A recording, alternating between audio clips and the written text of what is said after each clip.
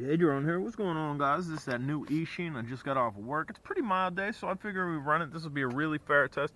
There's barely a wind blowing that way, barely. So this will be a really fair test on this. When I do fly these small drones out in high wind and they are able to perform, that's not knocking them. It's just showing you, hey, look, super high wind and this is flying, but that's not going to be this video. We have, and look at that. I think that's neat too. But anyway, we have blue on the left, red on the right. We have a white LED in there. I don't know that you're able to see it because it's pretty bright, but what I'm showing you here, let's try to look under it. I don't know if you can see the light. It's steady, and then as we turn it upside down, it starts blinking. This has a cage on it, so if it flips upside down, you're not going to damage your props, but I think that's what that might actually be for. I do already have this bound. The lossy connection tucks up on the top of that body part right there, or the bottom of this body piece right here, and it's a little bit difficult to get in, so that's why I did that on the inside. We're gonna go fly now. I will go over basic start, which is going to be throttle up. That'll start the motors. This is your flip button. This is your speed button. We have 3 different speed rates. We're gonna start in the first speed. We are up, and the mild wind in the first speed is taking it that way. We are in the second speed, and we are in the third speed. Third speed, it's able to deal with the mild wind, like it's super mild. If it's a 3 mile an hour wind, that's what we're dealing with. Like, I'll turn into it. We'll go ahead and turn into it.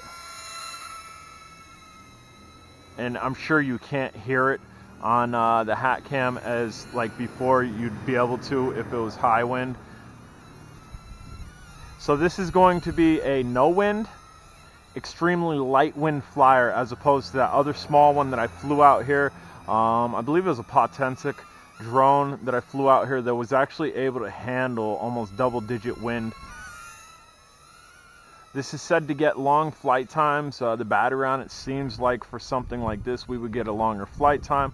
I think the next thing that I'm going to do with this, and the wind's taking it, and we got a car coming, so we're going to go over here. I think the next thing that I'm going to do with this is actually maybe take the top piece off, because that's definitely added weight, even though it's protecting the blades. Maybe take the top piece off, leave the bottom piece. I'm full pitch forward. We're coming slowly. And install an AIO on it. Get an all-in-one camera on this and see what we can do inside. Because again, I mean, here, hold on. We'll go over by these pine trees. Go over by the pine trees. Easy there, buddy. Come on, come this way. Definitely, if you're going to fly this outside, you're going to want to do it in next to no wind. Now, if you could see here, I'm going to fly this in front of that little tree right there. It's barely moving, shaking occasionally. So this is not going to handle wind like the other small one did, the other Potensic, which gives you huge. If you haven't been following my channel, check out that video.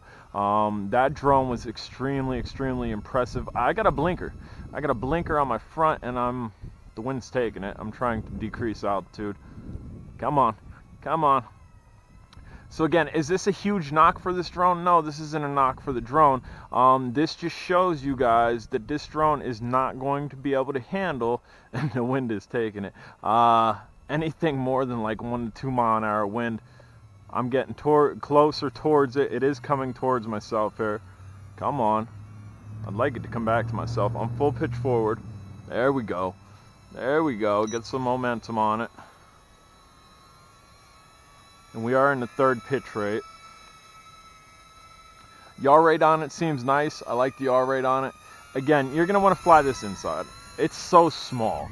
I'm only flying it outside because I've been cooped up inside all day working. And also, I like doing this type of testing because this gives you a very accurate assessment. And now it's kind of going into that very light wind, no issues. Gives you a very accurate assessment of this in more extreme conditions, because people probably aren't going to go out in 32-degree weather to fly a small drone like this. They probably bought it for the simple fact, I can fly it inside without damaging anything. Or I'm new to flying, so I'm going to get this drone and I'm going to fly it inside. Damn! Go ahead and let it coast back. Kind of want to get in front of it and get a nice picture of it. Maybe from up underneath.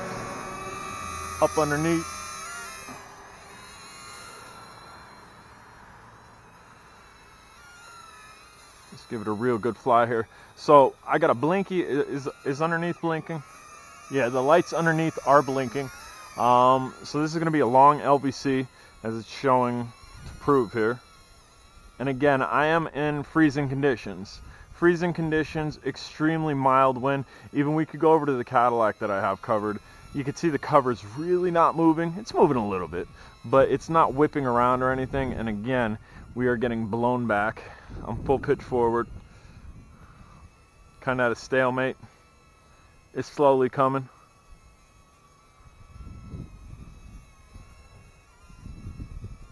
Come on, you can do it. You can do it. I believe in you. Let's get lower.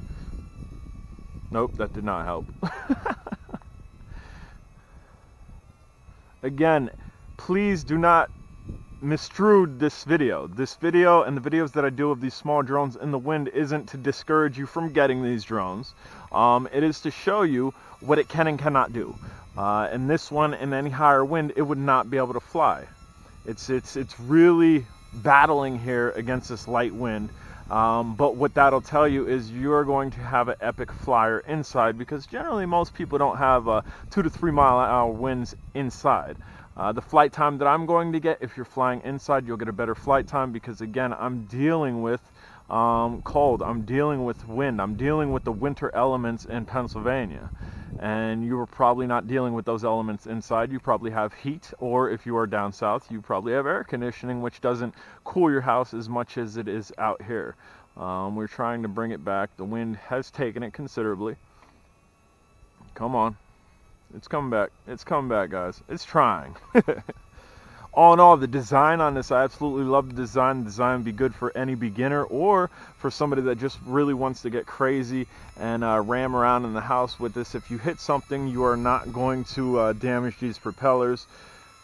I believe voltage is just about kicked as we are cruising on the ground here.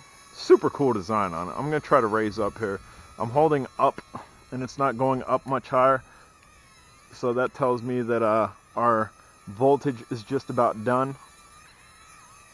I'm going to try to get down on it so you guys can see. Super cool design on this.